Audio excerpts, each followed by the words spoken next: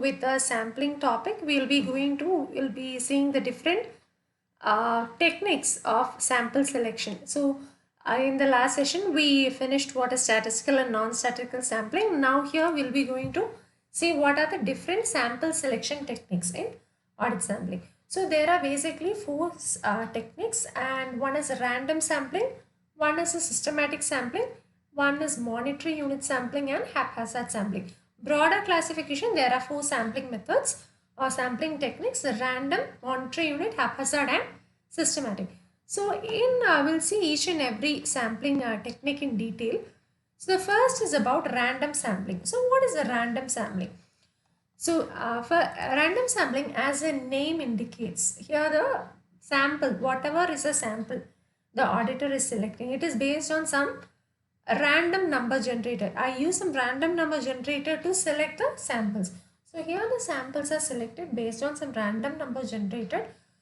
And again, within random sampling itself, there are two different classifications. One is simple random sampling and one is stratified sampling. So under simple random sampling, what happens is each and every unit in that particular population, say there are 1,000 transactions, means each and every transaction has an equal chance of being selected. So here what happens is the best when the population consists of similar units, there is like lots of transactions, routine transactions, which are more or less similar in nature. The transactions are more or less similar in nature, and they also fall within a specified range. Say for example, all the transactions are with respect to sales or with respect to purchases, and the total amount involved is say for example, it is less than or equal to 1 lakh. The different transactions, it falls between the 1 lakh point or 1 lakh limit. In such cases, I can use this kind of a sampling. It is a simple sampling. So every population I can select, each and every unit is having an equal chance of getting selected.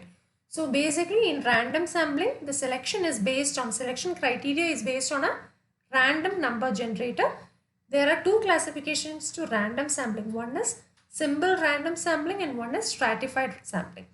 So simple random sampling, as I told you, each and every unit in that population has an equal chance of getting selected. So normally when it is used is when the population has n number of transactions which are similar in nature, they fall within a particular range, say routine transactions, or they have a value, say for example all transactions are less than or equal to a particular value, falls in a range. In such cases, I use this kind of a technique. Now, when do I use stratified sampling? Stratified sampling is a technique where I use in which the audit population I have. First, say for example, I have 1,000 transactions. What the auditor does is, out of this 1,000 transactions, he first divides the entire 1,000 transactions into different stratas or different divisions. Say I am dividing it into 5 equal parts of 200 transactions each.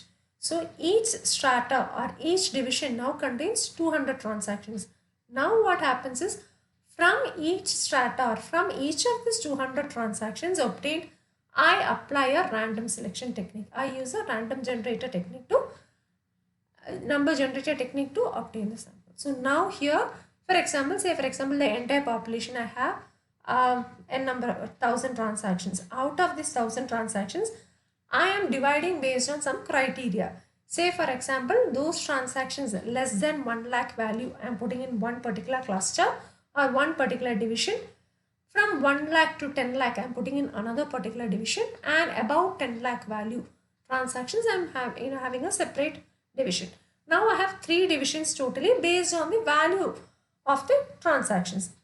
Now each of the parts, say for example 1 lakh transactions or up to 1 lakh rupees, 1 lakh transactions, or maybe 1 lakh to 10 lakh rupees transactions, each of this particular part, I select samples from each of this particular part and then apply the random sampling technique. That is, I use a random number generator. So now each of the part, the samples are selected based on a random number generator. So I divide the entire population into small divisions or stratas. Each strata obtained, I apply the random selection technique.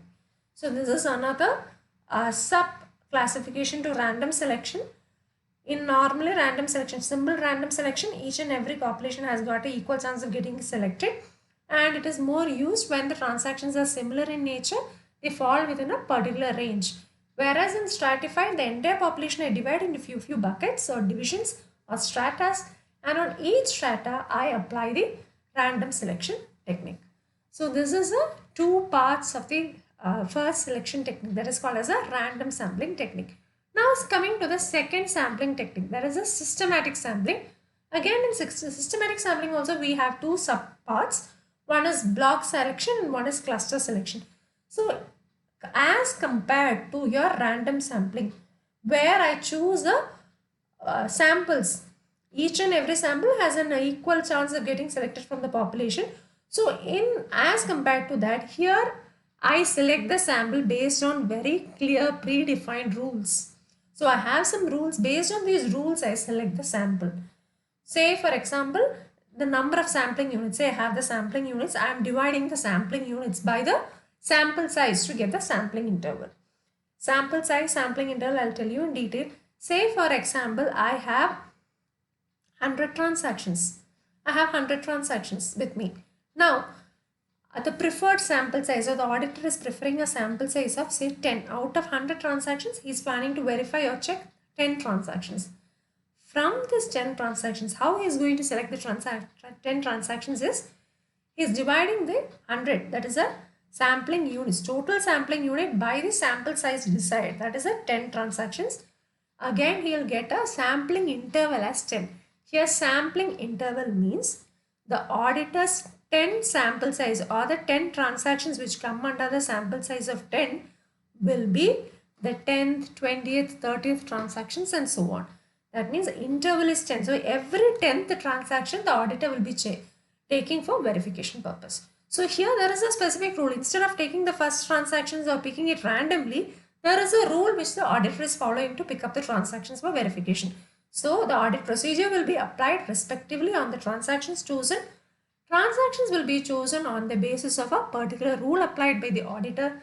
Here say for example the total sampling units divided by the sample size to get the sample interval. So here this kind of a sampling where they use a structured or a predefined rule, here it is called as a systematic sampling method. Now again in systematic sampling we have two different kinds of or two subdivisions. One is block technique and one is block selection and one is cluster sampling technique. So as told in a block, what is meant by a block? You have a set of transactions which are similar in nature. So in this particular selection technique, I select or the auditor select a contiguous items within the population. So what happens is some continuous series of units from a population he selects, and in that particular series or that particular sequence he applies the audit procedures to draw conclusions from. So say there are 100 transactions. Say he takes a sequence of transactions, say from 20 to 40th transaction. From 20th to 40th, he takes a set of transactions and applies the procedure on that. So, but this kind of a transaction is one of the major disadvantage, or it is not very ordinarily used. Why? Because if I take a particular sequence of transactions, more or less, it will be having some similar characteristics, a continuous sequence of transactions, but it might not be representative of the entire. It might not have the same characteristics as that of the entire population. So it will be like I am checking one specific kind of one specific portion or one specific sample I am taking which may or may not hold a relation with the entire population. It may or may not be representative. So there is a chance. So normally this method is not very widely used. So this is one method of sample selection where the sample is selected based on some contiguous item selections from some sequence. It is selected within a particular population. Now again there is another method of sample selection, and this method is called as a cluster sampling. Already we saw what is a block sampling. So this is a cluster sampling. Cluster sampling means what? The total 100 transactions, again as I told you, based on some rule, it is divided into different groups or different small clusters, and from the number of clusters are made or formed, and from this I select the individual items. So I select the individual items based on this. Say for example I want to see the transactions with respect to, I want to do a verification of the fixed assets. So first the auditor, he can actually give he can group the fixed assets into different clusters. Say for example, equipments and machinery one, vehicles another part, computers and other software is another part. So different sections the auditor can divide land another. So in different sections or clusters it is being divided, and from each cluster few transactions are taken. Say from plant and machinery, I am taking few transactions from that. From I'm seeing how many new plants or equipments has been added in that particular year, or is there any addition to vehicles for that particular. So from each and every cluster I take few, than selecting the individual items, than selecting it on an individual basis. I basically divide into different clusters, and each cluster I take one, or depending on the number I take on from each and every cluster. So this method is called as a cluster sampling method. So this is again another subdivision of your systematic sampling, because here also I follow a specific rule for selection. In both I follow a specific rule for selection of the particular sample rather than selecting it randomly. Now, so basically we have covered two methods of approaches of sample selection. One is statistical and one is not. One is systematic and one is random sampling. Now the next one is called as a monetary unit sampling technique. What is a monetary unit sampling technique? So in this particular sampling technique, it is a more of a value weighted selection. Value weighted selection is, that means here whichever sample I select or whichever sample the auditor selects or evaluates, it will be based on, or it can be expressed in terms of monetary amounts. Say for example, the auditor fixes a monetary amount as say 50,000 or 1 lakh. Then what happens is all the transactions having value of 50,000 or 1 lakh will be selected for verification. So it is also having any the population, whichever transaction has a value of 50,000 or whichever transactions have value of 1 lakh will be selected for verification purpose, or audit procedures will be applied on those transactions only. So here it is a value weighted selection technique.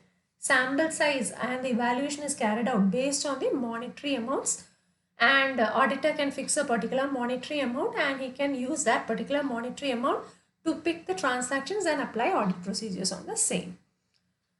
Now the last method of sample selection, or that is called as a haphazard sampling technique. Haphazard selection sampling technique. So as the name suggests, this sampling technique is a unstructured, it is an unstructured technique or unstructured selection technique, very unstructured selection technique, and it does not follow any particular rule, or there is no particular structure followed by the auditor to pick the audit sample. So it is a very unstructured technique. So every item in this particular technique has an equal chance of getting selected. Say there are 100 transactions, I can choose the 10th, I can choose the 40th, I can choose the 26th, I can choose the 78th. So there is no particular rule followed, no structure, no technique followed.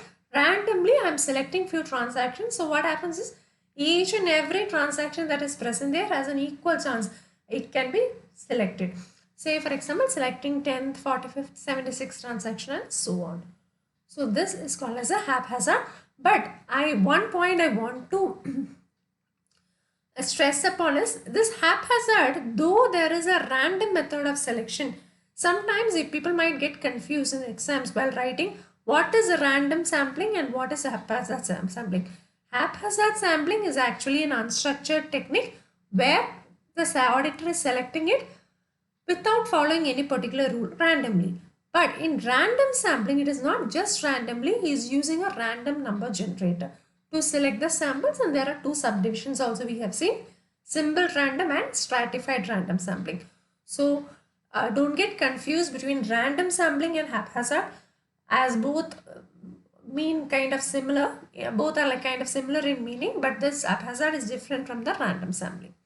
Now, we have already seen the different approaches to sampling and also the different selection techniques which is used for selecting the samples. Now the next is a sampling risk. what is sampling risk and what are the other factors that affect the sample size.